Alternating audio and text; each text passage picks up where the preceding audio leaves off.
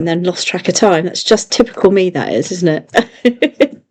So I hope we're all having a wonderful evening, and I'm always excited to be back here doing these tours, because I do love them very, very much. So what we're going to do today is we're going to be talking about Karnak Temple. So bear with me a second, because I'm trying to do two things at once. Managed to lose a page that I needed, but there you go. We're going to be talking about Karnak Temple tonight, and I have actually added some new tours to my Buy Me a Coffee page as well, so if you'd like to check that out, please do. It's got lots of information on there for you as well about up and coming tours. There's 3 on there at the moment, including this one, so hopefully you'll find something of your liking there. So how are we all this evening? Don't forget, you can actually ask me questions as we go along through the tour this evening, and I will do my best to answer as many as possible as we go along. As you know, it is these are free tours, but if you'd like to buy me a coffee, you can do by using the link, my Buy Me a Coffee link, which is in the chat. Does it look as if I am in but change? Oh, right, okay. Now then, so let's get started, shall we? So let's go to the slideshow. And we're going to do literally a virtual walk through the temple tonight, because that's always a nice thing to do. And as we're going through, I'm going to describe what we're seeing as we're going. So it's almost like we're there, but not quite. So this is actually my video, and you might see my face a couple of times, which you probably don't want to see as we go through the temple. But I will try and explain everything as we go. I have my trusty notes, because always good to have a few notes on the side, because it's been a wee while since I've been there, so it's always good to have those as well. So Karnak Temple then. Karnak Temple is located in Luxor in Egypt. Okay, it was called Thebes back in ancient Egyptian times, but it's called Luxor today. Karnak is actually set in 62 acres of land, and it is one of the, I'd say almost, it's an interesting temple, because there's about 22, I think, temples within the temple. So it's a temple within a temple, and it is dedicated mainly to the god Amun, though you can find shrines for the Khonsu and Mut within the precinct as well. Mut is on the outside, so if you go down the Avenue of Sphinxes, you can go to the Mut temple, but Khonsu is actually within the complex. And when we get to the sacred later, I'll be able to tell you how you can see Khonsu's temple. Who are Amun, Khonsu and Mut? Well, they are the Theban triad, and they were the gods for Upper Egypt, okay, at the time. The Temple of Amun, this was a very big stronghold. It was very powerful back in the day, so it was a very important religious centre at the time. Welcome to Karnak. So we're walking across the footbridge now. They actually found Roman baths here that they'd actually excavated a few years ago. So you've got some mud brick structures, and so also what look like normal modern brick structures here. And then we have what we call the key, or the port, if you like, at the side of the temple.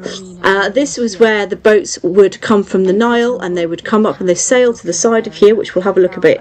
Now, as I'm panning back, you can see, if I just stop it there, you can just about make out the Theban mountains in the distance. Where the tree line is, that's actually where the River Nile is today, so it is still quite close, but it would have actually run directly up to the temple in ancient times, because the priests and the pharaoh would have just sailed up to the dock, and then sort of like got off their boats and walked up. So it's quite amazing to think that actually Seti II was the pharaoh responsible for this particular dock. There probably was older docks before then, but he actually constructed this one. And yes, what did I say, Matthew? Yes, mountain. I don't know what's wrong with me. It isn't quite a mountain, though. It is actually a hill. Now that I've been around mountains just recently, yeah, that one is actually a hill, but we do call it Theban Mountains. So this lock or dock was created by Seti II. Who was Seti II? Well, he was husband to Tauseret, one of my favourite pharaohs later on, father to Septar, and out of this lineage came Ramses II. So quite a prominent lineage there. There's not many statues for Seti II still in existence. One of the best ones I've seen is actually in the Turin Museum in Italy. The one was actually built during the reign of Seti II. So what we're going to do when we finish having a look at the dock here, we are going to take a walk down the avenue of sphinxes towards the temple itself and to the first pylon. Ceremonies, and also to bring in pharaohs, the pharaohs themselves. So if only these flagstones could actually speak, what would they say about the... So you can see an awful lot. There's a little mosque over there. There's all sorts of things going on over in that parts as well. It was really important. As I said, it was central region, political economy. How many times have I said, hey? So these sphinxes you see here, there is a discussion to whether this is the original place for these sphinxes or not. Some believe they were not supposed to be here. Others believe that they were all the way to the River Nile, and then there was the Sphinxes Avenue or ceremonial causeway all the way on the west bank. So they kind of linked with the River Nile in the middle. We do have the Avenue of Sphinxes, as we know, which connect Luxor and Karnak Temple, which is the ceremonial causeway, but here we have these beautiful sphinxes here, and I think these are some of the best examples of sphinxes outside of the Great Sphinx in Cairo. Actually, these were created by Ramses II, within the complex, and they actually signify duality. So we have the ram's head and the lion's body, the ram being Amun and the body being, so basically it's the two gods for Upper and Lower Egypt. So it's basically saying you've got Ramses, nestled between the front paws there as well. So it's kind of saying about its duality between or he's brought the north and south together. So there's no divide anymore. So this is what these structures are saying. It's powerful. It's a power move, basically, by Ramses to say that he had united the whole of Egypt just in these sphinxes. But they are quite amazing, aren't they? Now, we do believe the stone for these came from oh gosh, my brain is not working this evening at all. From a quarry just outside of Luxor. I'll remember what it's called in a minute. But it is actually made from the local stone of the area. Now, these bases aren't the original bases, and what they did find when they started moving these sphinxes, that in the 1970s they'd actually built them on red brick, and the red brick was actually destroying the sphinxes from the underneath, and it was only because they actually moved 5 of the sphinxes from Karnak to Tahrir Square in Cairo that they realized what damage was happening underneath the sphinxes. And then there was a massive rush to to save the sphinxes actually, and they had to winch them all up off the bases they were on, clean them, treat them, stop the salt that was eating away at the stone from underneath, and then they actually had to put them on new bases. Now, the funny thing about this is when they were moving all the blocks, they actually found another partial temple or shrine, if you like, underneath some of the sphinxes. They thought they were insignificant, so they put them inside underneath, and with the colours facing inwards. So some of the colours are actually original. It's quite beautiful. Now, you'll see these indentations on the walls, and a lot of people ask me, what are those? And the simple answer is they were for flagpoles. So they would raise the flagpoles, probably cedar wood, in these little niches here, and then secure them at the top through the holes, and then they would fly the standards of the temple. The reason we know that this is exactly what they were used for is there is an image in hieroglyphics in the temple of Luxor that actually shows how they are used. Now, this pylon was built by Nectanebo I, so it came a bit later, a lot later in fact. but it's quite impressive how large this actual gateway, if you like, is. And also when you think about how the door would have had a cedar wood door to close it off, that's quite impressive in itself as well. I always wanted to be able to walk on the ramparts here, but I never got round to it. The person that could have taken me, unfortunately, he ended up moving to Luxor Temple, so it was absolutely useless. So not sure how I'm going to get up there now.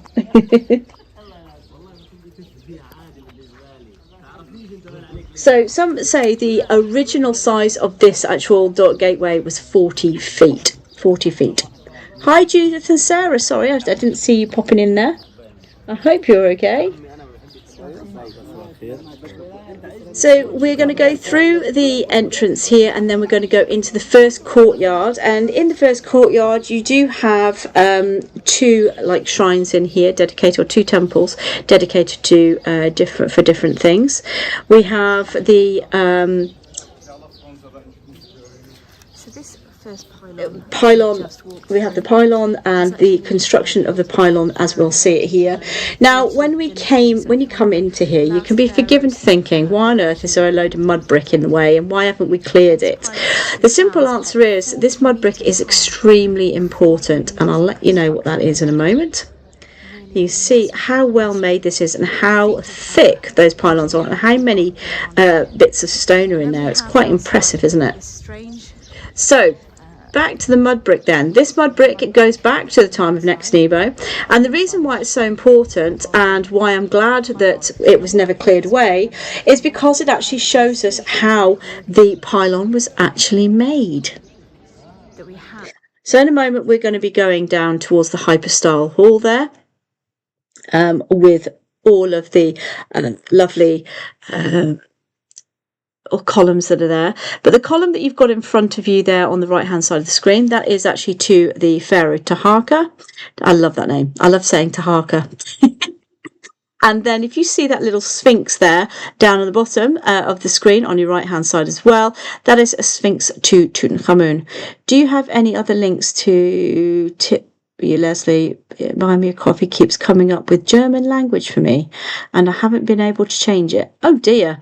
I will send you the link for my PayPal, Rosemary, if that helps. I'll do that when we're going through the video in a minute. No other mud brick anywhere except for this one. Then we have another little temple shrine here, but let's get back to this mud brick. So the reason why we love this mud brick being here is because it actually shows us exactly how they built the pylon in the first place. So this would have been like a ramping system all the way up to the top. So what they would have done was laid the bricks, and they would, as they were going higher up, the ramp would have got higher, and the pylon would have got higher as well. And then when they come to take it away, so I thought it was Rosemary, it's not, it's Ronnie, sorry. And then when they were then going down with the decoration, then they could do the decorations on the way down. So they'd start at the top and work their way down, and then they would take away the ramp as they were going. So something obviously happened within Next Nebo time that stopped this from happening, so they weren't able to finish it, which was terrible for them and terrible for Next Nebo, but was absolutely amazing for us because it means we get to see exactly what was going on at the time. As you can see all throughout the courtyard. So it's quite a big courtyard, and just the sheer size of it is quite amazing. Now, I love these sphinxes. These sphinxes originally were in the middle of the avenue, in the middle of the courtyard, but they were moved back and placed away from the centre where they were originally found. Oh, I don't know why there's an echo there. Is anybody else experiencing an echo? I hope not, because I can't hear the sound here because it's just going straight through my microphone here.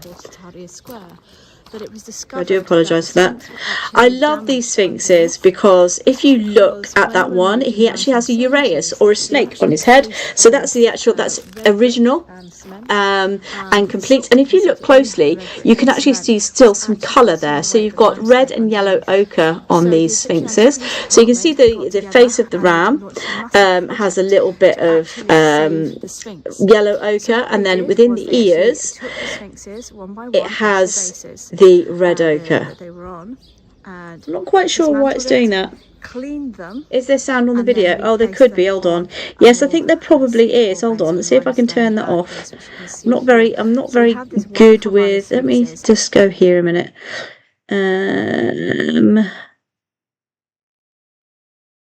Let me try that. I don't know if this is going to work, but we'll give it a go. Oh, hold on a minute. I think I've just media source. Right, does that sound a little bit better? Because I've taken the sound off, or should have done, I hope.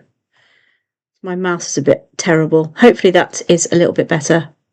The guide in the background is actually me, because this is a video that I took when I was going to do a YouTube video for this. I haven't actually posted this one yet, which is quite funny.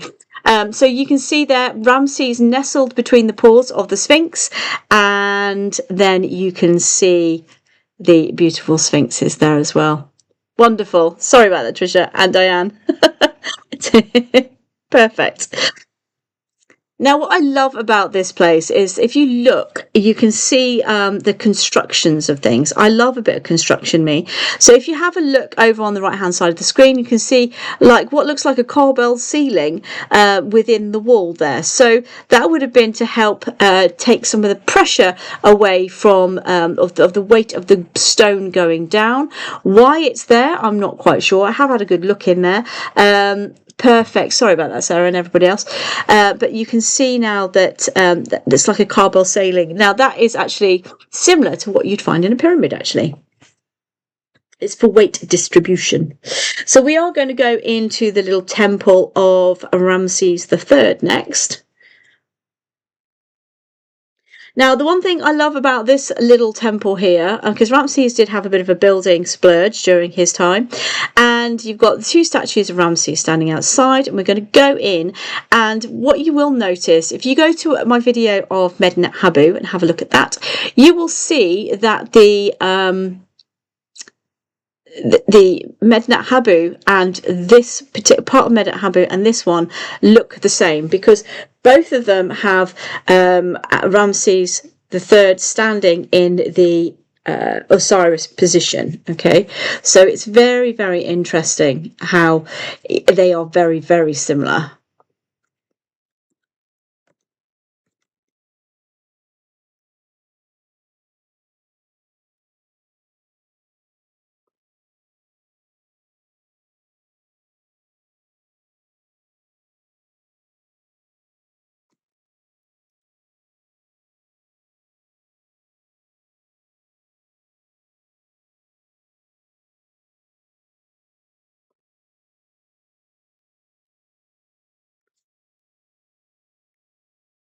So you can see here we have these statues here in the Osiris position, which I think is quite incredible. So hands across the chest there, so and like the mummified position. And this is just, as I said, it is a carbon copy of the one that you will see in Medinet Habu on the west bank of the River Nile. Also a fabulous temple to go and visit.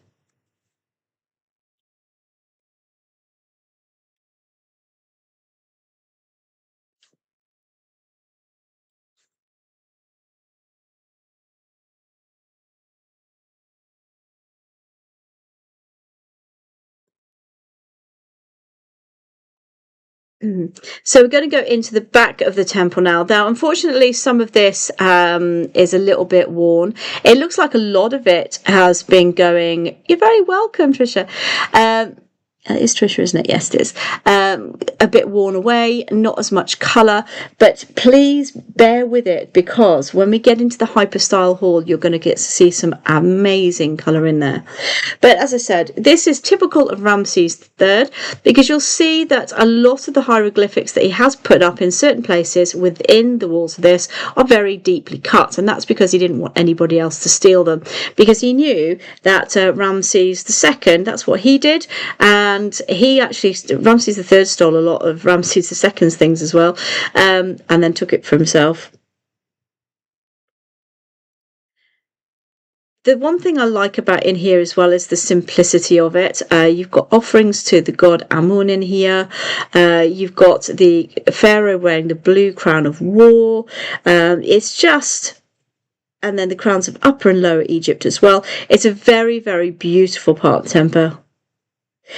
The colour in here is not too bad. It's more of it's almost like an like limestone, like a white limestone that they've done in here.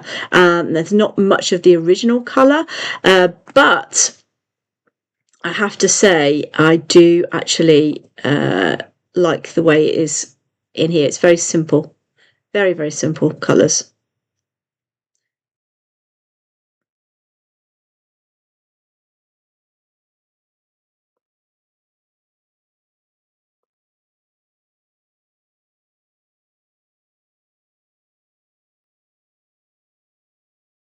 Okay. So they're going into the actual shrines itself, and I just think, is Ramses II the one you like the least? Yes, but this is Ramses III, so this isn't so bad. Now, it's a shame because, with the lineage of the Ramses II, Seti I, I think Seti I was quite an amazing pharaoh. And then Ramses III, I don't know, just went off piste a little bit. Money I would visit without hesitation, but sadly I don't. Oh, bless you, Sarah. Well, I will be leading a tour out there next year, so I will be going very live from the temples again, like I used to, just as a one-off trip. We'll be going up and down Egypt, so I'll be able to take you back live into Luxor, into Karnak Temple again, with a group of people probably that you might know. So we're going to go out from here now and make our way over to the Hyperstyle Hall.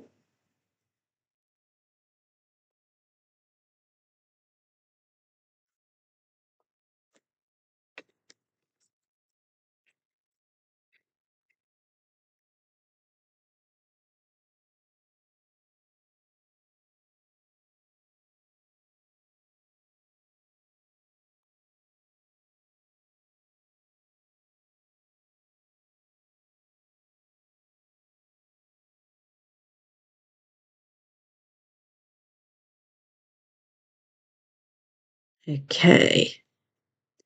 So we're coming up to these two statues now. These are of Ramses II, and you have Nefertari standing between his feet there. It's quite an impressive statue, actually, if I have to say so. And then on the walls in front, as we're going into the Hyperstyle Hall, it's actually like a family tree. So it's actually all of his family there. Of all his children and things, so it's quite an impressive structure, I suppose. But as I said, it is Ramses II, so I don't really enjoy most of his stuff, to be honest. But you've got to love him for the fact that he has done so much, right?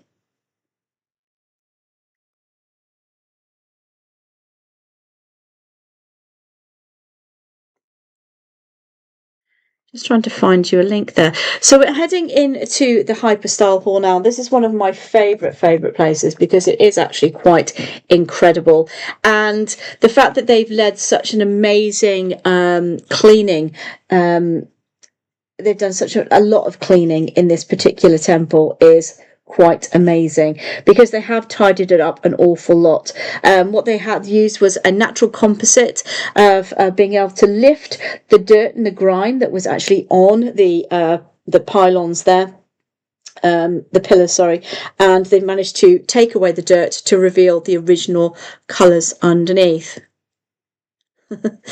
So you will see they are, this is the centre columns that we have there, but we have with the open capitals, so the flower is open on top, and these were actually originally put there by Amenhotep III, and then it was taken over, the building construction was then taken over by Seti I, and then finished by Ramses II, and then you've got the closed capitals after that. Now, it is said that there's duality between the temples of Karnak and Luxor, where you have I think it's the Oh, bless you. Well, we'll just have to agree to disagree on that one, Sarah. Well, I'll do a tour on Ramses with a second, and then I'll give you my opinion, and then you can tell me yours. I do love the colours here because this is all natural. This is all nature. Okay, so you've got these beautiful, vibrant colours, and the fact that they are still so nice today is absolutely breathtaking. So we have I think it's the 14 phases of the sun and the 12 phases of the moon. So the 14 phases or 12 phases of the sun is in Karnak temple, and then you've got the phases of the moon in Luxor temple, which gives you the duality, because the actual columns or colonnade is exactly the same in both temples. There's just a couple more columns than there is in the other one. Off the top of my head, I can't remember how many exactly. I was trying to find out, but as usual, I can't find my notes. But it's quite impressive. Quite impressive. But look at these colours here. I mean, you've got the blue, the yellow, the red. It's stunning, isn't it? Absolutely stunning. And the fact that it was on 2 levels as well, which is quite impressive. So there would have been an upstairs to this, where the priest possibly could have gone upstairs. And you can see, because you've got what would have originally been the windows at the top there. Now, the last time I was there, there was talk about putting a roof on top of the hypostyle hall, a wooden roof, to protect the colours that they've managed to pull out from underneath all the dirt, which I think is amazing, which needs to be done, I do believe.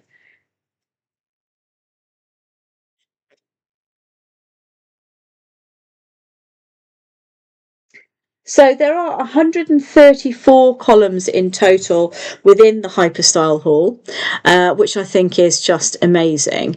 And it did take like 3 generations of pharaohs to be able to complete it. So you can imagine how long it took. You'll notice that on the bottom of the columns, there's very sparse decoration or colour at all. And there is a reason for this.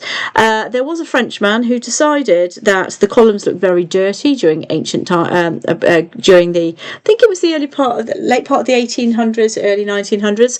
So he decided that it'd be a really good idea to flood the temple with Nile water to wash the columns. Obviously, this didn't help, and destroyed the lower parts of most of the columns and washed colour away, which is a big shame. But you can see the difference of where there is water damage on the bottom and where the water rose up to. So yeah, not the smartest thing. And as you can see, they are still working. When I was there last, they were still working on doing those colours there. I know, it's absolutely ridiculous. I don't know what they were thinking, honestly. Crazy, I tell you, they were crazy people.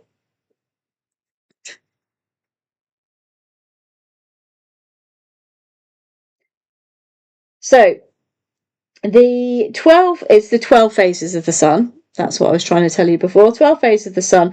And those columns actually stand at 21 metres high. The rest of them are only 15 metres. I say only 15 metres, but they're only 15 metres high. So we're coming into the kind of almost the middle section of the temple now, okay, where we can see these fabulous obelisks. Now, these obelisks were built by Hatshepsut herself, wonderful Hatshepsut, and this was the obelisk. The first obelisk on the right-hand side is for was for Tutmosis the First, her father, and then the second obelisk is for Hatshepsut herself. There would have been 4 obelisks in total. One of them is broken, and its top part is by the by the Sacred Lake now. But you can see these 2 wonderful obelisks here. Now, a lot of people thought that, because when you get closer to Hatshepsut's one, it looks like a wall has been built around it. And a lot of people said, oh, the wall was built around it because her name was erased out of history and they were trying to cover up Hatshepsut's name on the obelisks. You like obelisks, even ones that aren't there. Thank you, Rosemary, for reminding me. Yes, I know. And you know what? We're coming up to the time when I was doing that challenge as well. Funny, ironically enough. For those of you that don't know, I did an ultra challenge a few years ago and then started fighting, or not fighting, but having a bit of a disagreement with the guide that was with me when I was doing a 100-kilometre walk for charity, because I started hallucinating at 70 kilometres in. I started getting a bit hyperglycemic and started to hallucinate. And what was a chimney in the distance, I was convinced was an obelisk. And I wanted to walk 10 miles out of my way to go and find out who'd stolen it. So, you know. That's a bit off piece there, but yeah, a bit of craziness, which you know, it is me after all. So, as you can see now, this is perfect. You can see this perfectly. So the wall would have come up to where, just before where the hieroglyphics started to change. So you can see the top part of it is more decorated than the bottom part. Can you see that? Give me a thumbs up if you can see that on the obelisk there. So the top half, which would have been poking out at the top of the building, would have been exposed to the elements and for people to see, whereas the bit underneath would have been boxed in by a wall, and that was because it wasn't seen, so we only need the simplest of things on this one. Now, Hatshepsut's obelisk, the one that we're looking at here, it is actually made from red granite. So the red granite was actually quarried from Aswan, which is further south, almost as far south in Egypt as you can go. And it weighs a staggering 332 tons and stands at 29.5 meters. 29.5 meters, which is insane. The other insane thing about this wonderful obelisk is a few years back, and I stumbled across this in a program, and I keep meaning to post a link to this actual program, but I keep forgetting where I saw it. As you can imagine, I've seen an awful lot of programs on ancient Egypt over the years. Underneath this obelisk is actually a statue to another pharaoh. So they were digging underneath because they were looking for little deposits of offerings and things like this with Hatshepsut's name on. As you know, there isn't many things of Hatshepsut still around, so they wanted to see what was underneath. So they were digging underneath and they came across this statue. And it was this massive statue made of alabaster, and it is of a king. Unfortunately, I can't remember what the king's name is off the top of my head now, but it was fascinating to see. But a lot of people said, the reason that is there is because he was a bad pharaoh and everybody wanted to forget him. But I'm going to come away from that a minute, because I'm going to look at you when I say this now. What if that's not true? What if, because obelisks had a special significance, okay? So obelisks were used to, it was like they were going up into the heavens, they got this pointy bit on, and they were there to capture the rays of the sun so they could lasso themselves, if you like, to the god Ra as he's making his way across the sky, and then be taken possibly into the afterlife. Okay, it's another way of making sure that you reach where you want to go, because that's what they believed, okay? So Hatshepsut's got this great big obelisk. She's stuck a statue of another pharaoh underneath, one that we don't know much about because there isn't any real evidence about him anyway, apart from his name. And she's buried him underneath the obelisk, and this obelisk is going up to the heavens, up to the sky. So what if Hatshepsut knew exactly who this pharaoh was, knew that he wasn't a bad pharaoh, maybe thought he was a bit of a genius, and decided that she wanted to honour him by allowing him to take a ride to the afterlife on her obelisk? I know it sounds a little bit outlandish, but that's basically what obelisks were for. They were tools to help you catch a ride into the afterlife with the sun god, right? So the rays of the sun would hit the obelisk, and then your name's written all over the obelisk, meaning that you go up into the sky on the rays of the sun. So maybe she was actually honouring this pharaoh and not actually trying to bury him at all. I mean, food for thought, thought for food, food for thought. What do you think? Good idea? Bad idea? Who knows? So we've gone back in time and now we're going forward in time a little bit, because we're going now to, thank you, we're going to the Holy of Holies, which is was built in more modern time, I think 21st dynasty, I think. And so it's newer than what we're seeing now. So all of this is Tutmosis and Hatshepsut. I mean, another granite. I mean, can you imagine the amount of work that goes into these statues? And they're made out of one of the hardest stones on the planet, you know, really difficult. And it just looks so like effortless that they've done it. And we've tried to match them with our stuff today, but we can't. We cannot do what they did back then. It's just insane. So the Holy of Holies is where the god Amun would have resided. So here we have two pillars, one with the lotus flower on, and one with a papyrus flower on, and that actually indicates Upper and Lower Egypt. Okay, so one one was represented, I think, Upper Egypt was the lotus flower, the papyrus flower, and Upper Egypt was the lotus. So Upper and Lower Egypt. Now here, I find this fascinating as well. So these statues here are made. This is Tutankhamun, in the guise of the god Amun. But can you see up in the wall there? You've got this circular disc with a wooden bit in the middle. Yeah, and they've obviously put it up there because that's where they believe that it belonged, possibly. It didn't look like that in ancient times whatsoever. That was actually taken in antiquity, and it was made into a milling stone. So that would have, the bottom part of that, luckily the bottom part and not the bit with the hieroglyphics on. I suppose it wasn't very smooth with all the hieroglyphics on, so they actually used it the other way around. So they put that bit of wood in the middle, so they chipped out the middle, put that piece of wood in there, and they used that as a grinding stone for milling wheat to make flour. Of course, then when they were bringing back antiquities, again, that had been lost, this was then returned back to the temple. We know that it was from Karnak temple, and then they put it in a position where they thought it might have been. So you've got a little bit of living history there where somebody's taken that and gone, oh, that's going to make a right good grinding stone for my wheat, and that's exactly what they've done with it. Mad, I tell you, if you think about it. But then this was a dead religion. Nobody really treated them as religious sites. So it was kind of a bit of a free-for-all at the time, until Egyptomania kicked in, and then it was a free-for-all to try and steal as much as you could.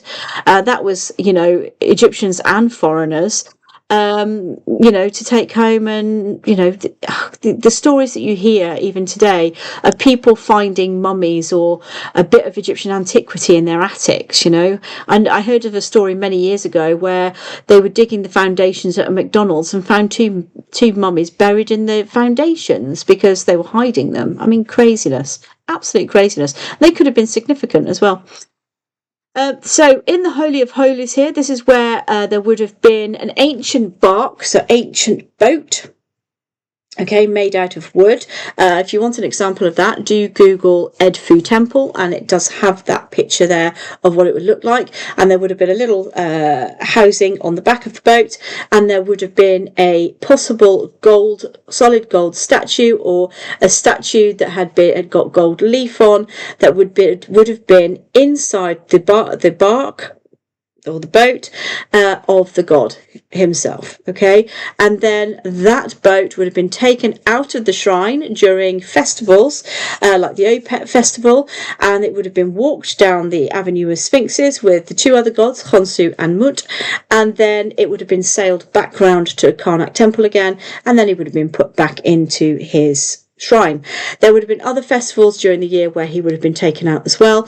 The only people that were allowed in this particular part would have been the priests and the pharaoh themselves.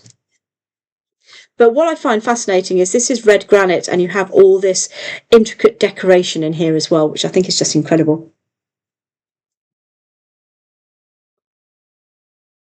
Oh, excuse me, I have to get my electrolytes for the day. So you have the stars in the sky there. Some people feel that it could be representation of a starfish, because starfish are able to rejuvenate. If they have a limb cut off, they're able to grow it back again. So some people do believe that it could be, they're not just the night sky stars, but they could be representing like starfish, which means forever and ever. So now what we're going to do is make our way to the very back of the temple, to the Amulet, I believe it's called. Ooh.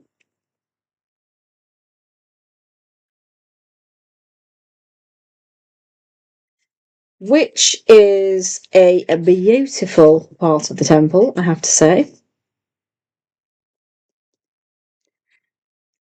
I don't remember what the name of it is now, bear with me. So we're going towards, it's called the Festival Hall, actually, of the temple. And you can see it here. It probably would have been an original part. I know, it's huge. It's huge. You do need a couple of hours in this temple to be able to get round it. That is for sure, because it is so big. It is so big.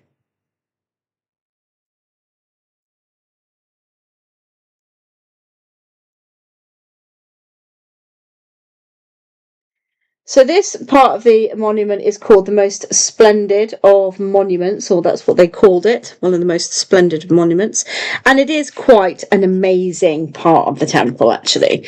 And also we've got a couple of bits of history within this as well, which I think you'll find quite fascinating when we get there.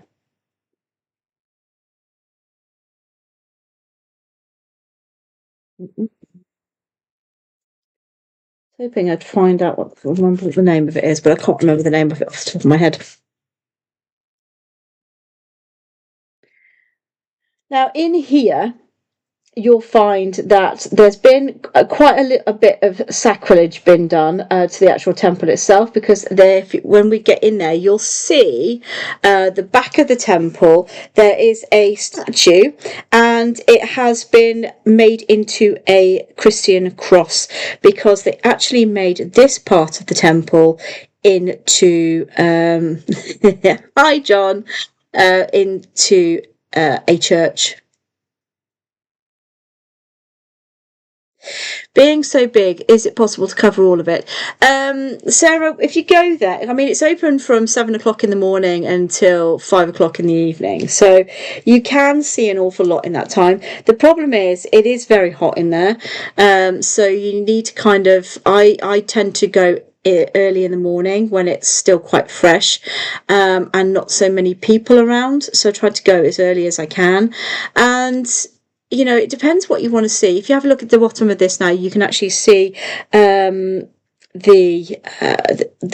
statues that have been made into cross. So it would have been a god standing either side. Of topmost is the third, and then they've cut those gods away to make this cross.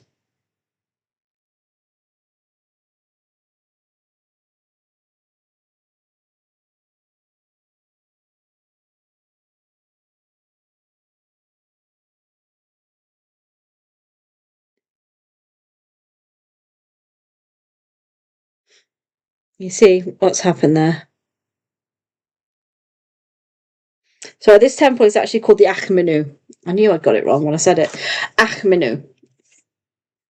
So this is the Achmenu. I've been going to this temple. I've probably been to this temple hundreds of times now, and I would say that I still haven't seen every single part of it. I know these parts because I often, I've walked down these parts hundreds of times, but yeah, I don't. I wouldn't like to say that I've seen all of it. It was only the last few months I was there that I actually got to see where the priests used to stay, so that like the priest houses. Now, I said that this was a church. Can you see the figure of the saint on the pillar? Can you all see that? I'll give you a bit of a guide there because I will get a bit closer to it in a minute. So left side of the screen, second pylon in at the top of the pylon. You can just about see the halo and the figure outline. There are actually 12 saints on these pylons. 2 of them you can see exceedingly well. That's one of them. And then we have the other one here.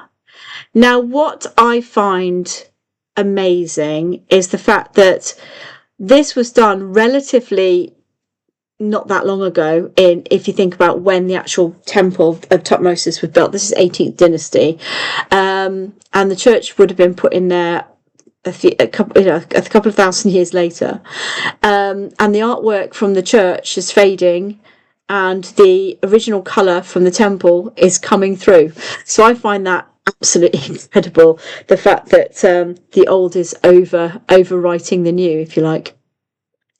So now we're going to go into a very special part of the temple, I think, anyway, because it's on a botanical and animal point of view, if you like, or species point of view. This is actually quite important, and this is what they call the botanical gardens. Why? Because it actually has hieroglyphics of native plants and birds, especially, that were around during that time.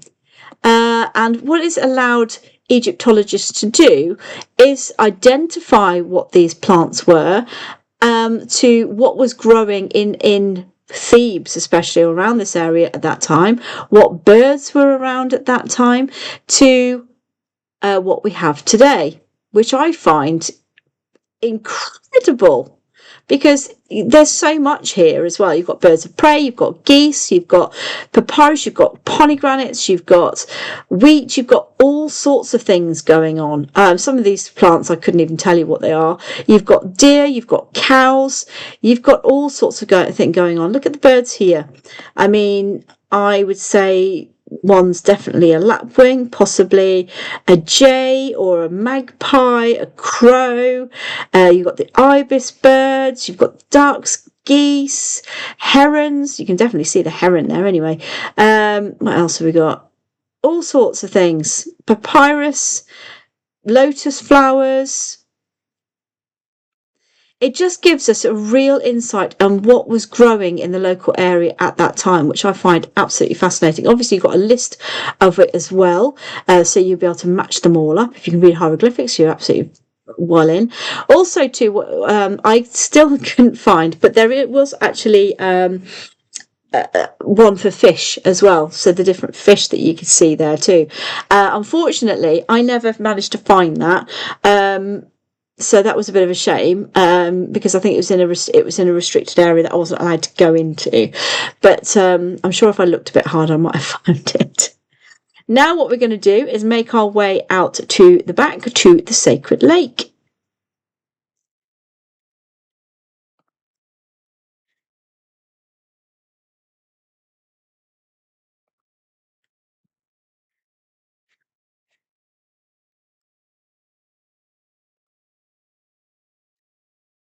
This is always a little bit difficult because you got to go up all this big ramp and then down these steps the other side, and you've already done like 35 minutes inside the temple, and you go at the back.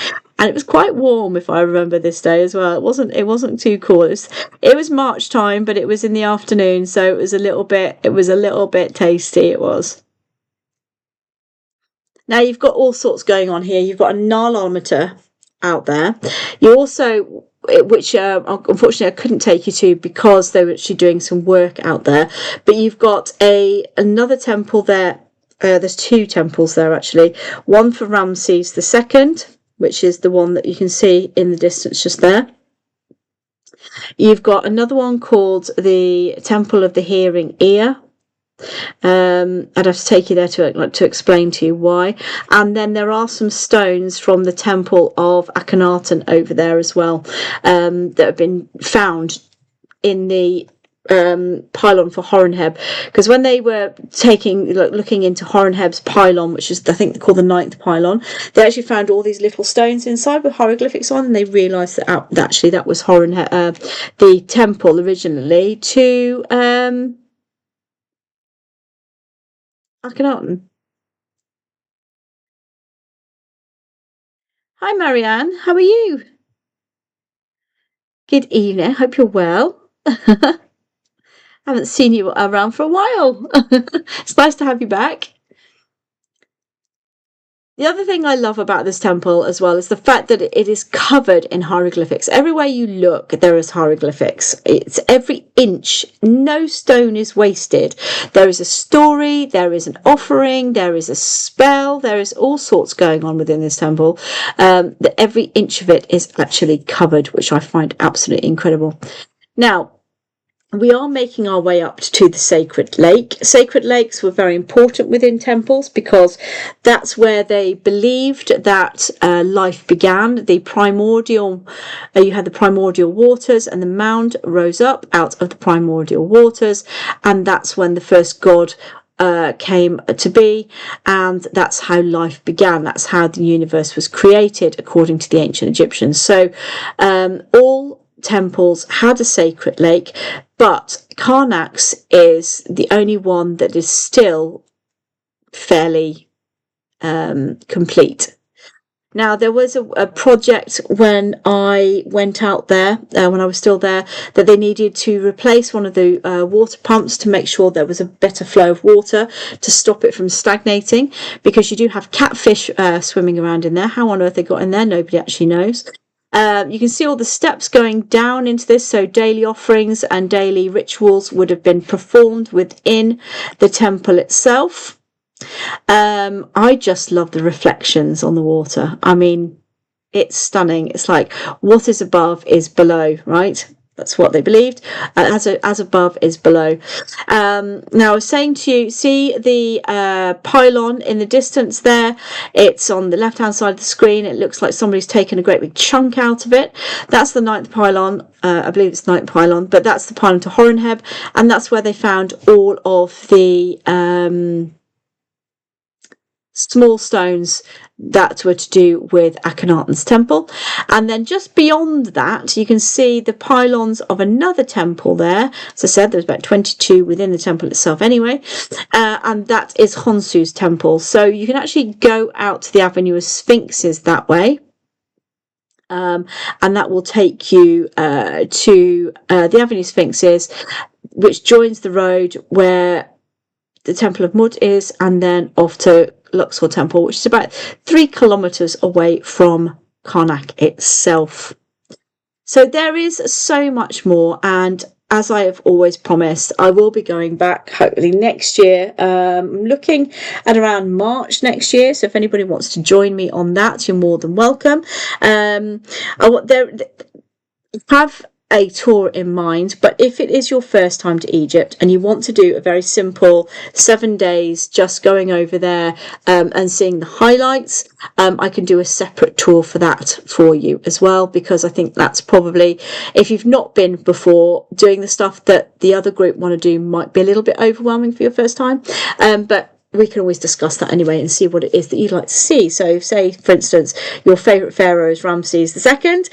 We can make that a little bit of a feature for you. And mine is the special tour that I'll be leading in March will be definitely focusing on the 18th dynasty more, because that's one the time of I specialise in a little bit more. So yeah, it'll be quite an interesting one. Hopefully get some special permissions to go and see some special stuff too. So I hope you've enjoyed coming to Karnak Temple with me tonight. Sorry, I've been a little bit not so great with some things this evening. My brain is on meltdown at the moment. Just honestly, there's so much information, and it's quite frightening, because then I had a bit of a panic attack before the tour started because I couldn't find the video anywhere. So it was like 2 minutes before the tour started, I found the video, and I'm like, oh goodness, I found the video. And then promptly forgot everything in my head, but hopefully I managed to get through it for you. So there you go. So thank you so much for coming. It's been absolutely amazing having you all with me. And it's nice to see that our little community is growing a little bit more. Next week, we are going to be looking at the goddess Isis next week. Who was she? Where did she come from? Oh, no, sorry, I lied. It's not Isis next week. It's Amun, the god Amun.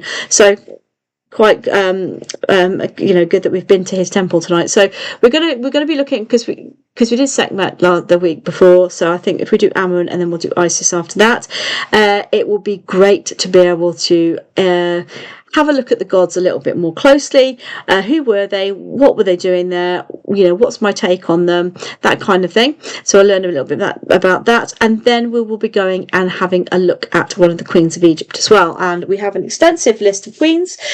So come and join me for that too. So thank you everyone for coming this evening. It's been my absolute pleasure as always. As I said, the tour is free to join, but if you would like to buy me a coffee, check that link out in the chat there, and it will take you to my buy me a coffee page. Go to the shop side part of the page there, and you will see the up and coming tours, which will then lead you back to YouTube again, and then you can actually click on there. You're very welcome. Click on there and you can join in the tour next week as well. I tend to do them every single Wednesday where I can, but if I have to cancel, do check out the Blue Lotus Facebook page, Travelling Blue Lotus. It'll be on there if I have to cancel, or on the events page that's on there too with the calendar. So thank you so much for coming with me, or you can subscribe to my Buy Me a Coffee, and I'll pop it in a message there and you will get a notification from me directly. Okay. So thank you so much for coming with me tonight. It's been my absolute pleasure. Please stay safe out there. Have a wonderful, wonderful rest of your evening. And until next week, I'll see you again soon. But until then, bye for now, everyone. Thank you so much. I'll see you again soon. Bye.